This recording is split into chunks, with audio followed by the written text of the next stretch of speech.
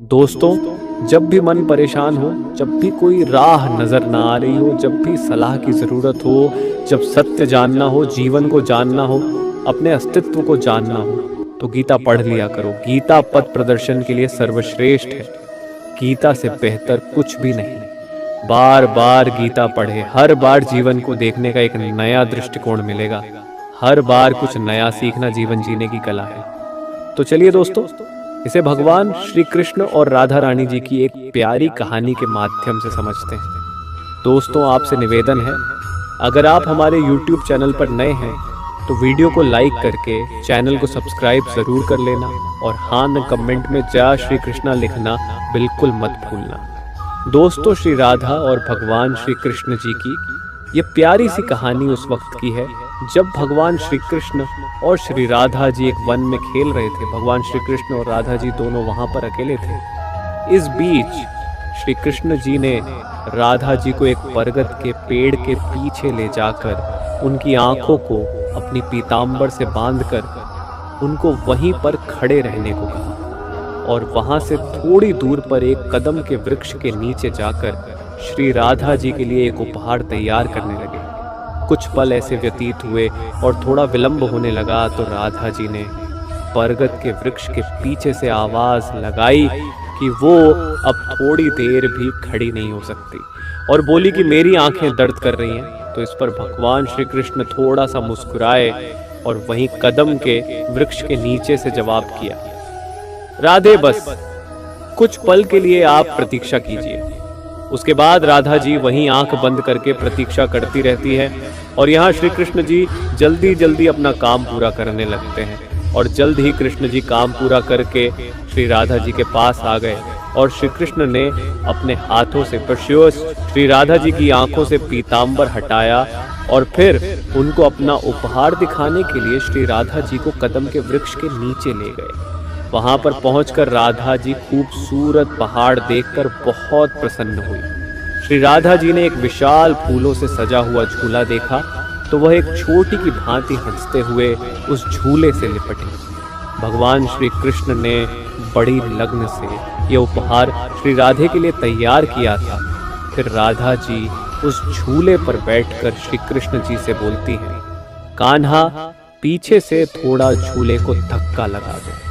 फिर श्री कृष्ण प्रसन्न मन से झूले को पीछे से धक्का लगाने लगते हैं। श्री कृष्ण जी ने इस प्रकार झूले को यमुना जी के तट पर बनाया था कि जितनी बार श्री कृष्ण जी झूले को धक्का लगाते हैं और राधा जी जब आगे की ओर जाती या पीछे की ओर आती तो राधा जी के कोमल चरण यमुना जी के निर्मल लहरों को छूते हुए निकल जाते हैं।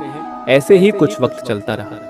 फिर अचानक से श्री राधा जी की नजर उस झूले में लगे एक श्वेत फूल पर जा पड़ी और उस फूल को देखते ही श्री राधा जी बहुत अधिक प्रसन्न होकर श्री कृष्ण जी से कहती हैं कि हे कान्हा, यह पुष्प हमारे ब्रज में तो नहीं है, तो आप इस पुष्प को कहाँ से लेकर आए? इस बात पर भगवान श्री कृष्ण मुस्कुराते हुए बोले, मैं ये त्रेता युग से लाया था। त्रेता युग? ये सुनकर राधा जी को आश्चर्य हुआ और फिर पूछा कि त्रेता युग से कैसे? फिर श्री कृष्ण जी झूला रोककर राधा जी के बगल में जाकर बैठ गए और फिर श्री कृष्ण प्रेम के आंसू अपने आंखों में लिए राधा जी को बताते हैं कि हे राधे, त्रेता युग से लाया हूँ। जब मैंने पहली बार तुम्हें देखा था तो तुम पुष्प वाटिका में थी। पहली बार तुम्हें देखते ही राधे, मुझे तुम्हें उसी पल अपने हाथों से बनाया हुआ पुष्प से निर्मित झूला देने को मन किया, परंतु उस समय में राम अवतार में था और मर्यादा पुरुषोत्तम होने की वजह से अपनी प्यारी सी इच्छा पूरी न कर सका। लेकिन मैंने आज की इसी खूबसूरत दिन के लिए उस वक्त कुछ श्वेत पुष्प अपने पास संभाल कर रख लिए थे और आज जब समय आया तो मैंने अपनी वर्षों की इच्छा पूरी की, तो यह प्यारा सा उपहार देना चाहा और मेरी यह इच्छा पूरी हुई।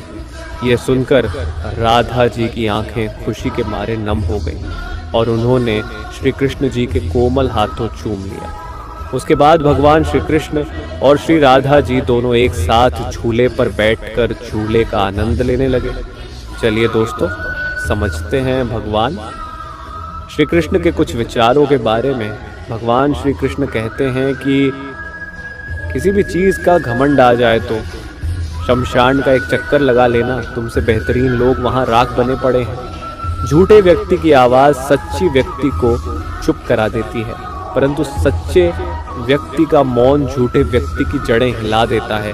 जीवन में ऊंचा उठने के लिए किसी डिग्री की जरूरत नहीं है। चलो, अच्छे शब्द इंसान को बादशाह बनाते हैं। झुकना बहुत अच्छी बात है, क्योंकि यह नम्रता की पहचान है। पर याद रखना, आत्मसम्मान खोकर झुकना खुद को खोने जैसा है। औरत शायद मोहब्बत करने वालों को भूल जाए, मगर इज्जत देने वाले को कभी नहीं भूलते। मंजिलों से गुमराह भी कर देते हैं कुछ लोग। हर किसी से रास्ता पूछना अच्छा नहीं होता। वक्त सबको मिलता है जिंदगी बदलने के लिए, लेकिन जिंदगी दोबारा नहीं मिलते वक्त बदलने के लिए। वक्त के साथ खुद को बदलना ही जिंदगी है। जिंदगी में कुछ नेक काम इसे भी करनी चाहिए, जिनका उस ऊपर वाले के सिवा कोई दूसरा गवाह ना हो। जब कोई विचार अनन्य रूप से मस्तिष्क पर अधिकार कर लेता है, तब वह वास्तविक भौतिक या मानसिक अवस्था में परिवर्तित हो जाता है।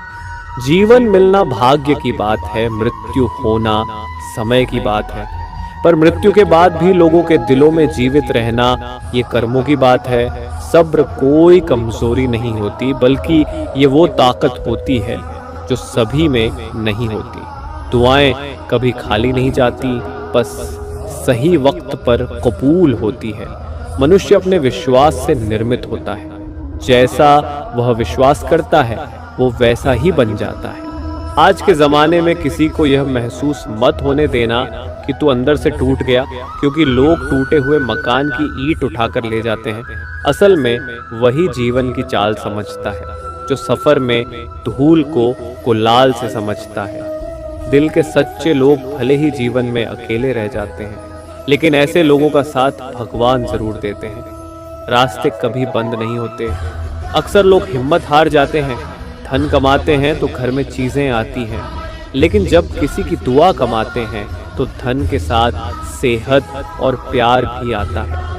सब्र और सच्चाई एक ऐसी सवारी है जो कभी अपने सवार को गिरने नहीं देती, न किसी के कदमों में न किसी के नजरों में। जिंदगी की कमाई दौलत से नहीं नापी जाती। अंतिम यात्रा की भीड़ बताती है कि कमाई कैसी थी। सत्य केवल उनके लिए कड़वा होता है जो लोग झूठ में रहने के आदी हो चुके हैं। जिंदगी में जीतने के लिए जिद होना चाहिए, खाने के लिए तो एक डर ही काफ़ी है। जब हम किसी का अच्छा कर रहे होते हैं, तब हमारे लिए भी कोई कुछ अच्छा कर रहा होता है। किसी भी व्यक्ति की सहनशीलता एक खींचे हुए धागे की तरह होती है। एक सीमा से अधिक खींचे जाने पर उसका टूटना तय है। जिसकी फितरत हमेशा बदलने की हो, वह कभी किसी का नहीं हो सकता, वह चाहे समय हो या फिर इंसान। कर्म बहुत ध्यान से कीजिए, क्योंकि न किसी की दुआ खाली जाती है और ना ही किसी की बद्दुआ। लोगों के निंदा से परेशान होकर अपना रास्ता न बदलना, क्योंकि सफलता कर्म से नहीं साहस से मिलती है। जीवन में आपको रोकने टोकने वाला कोई तो है, उसका एहसान बनिए, क्योंकि जिन बागों में माली नहीं होते वो जल्द ही उजड़ जाते हैं। समय और स्थिति कभी भी बदल सकती है, इसलिए कभी भी किसी का अपमान न करें, न किसी को कमजोर समझें। आप शक्तिशाली हो सकते हो, लेकिन समय सबसे ज्यादा शक्तिशाली होता है। दोस्तों, रिश्ते निभाने के लिए बुद्धि नहीं, दिल की शुद्धि होनी चाहिए।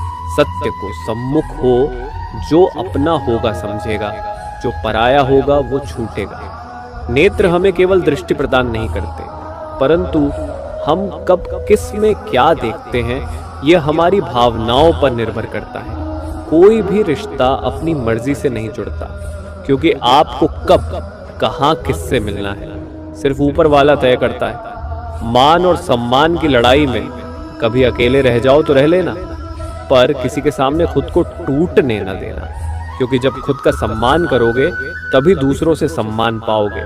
दोस्तों, अगर आपको वीडियो अच्छी लगी है तो वीडियो को लाइक, चैनल को सब्सक्राइब ज़रूर कर दें और कमेंट में जय श्री कृष्णा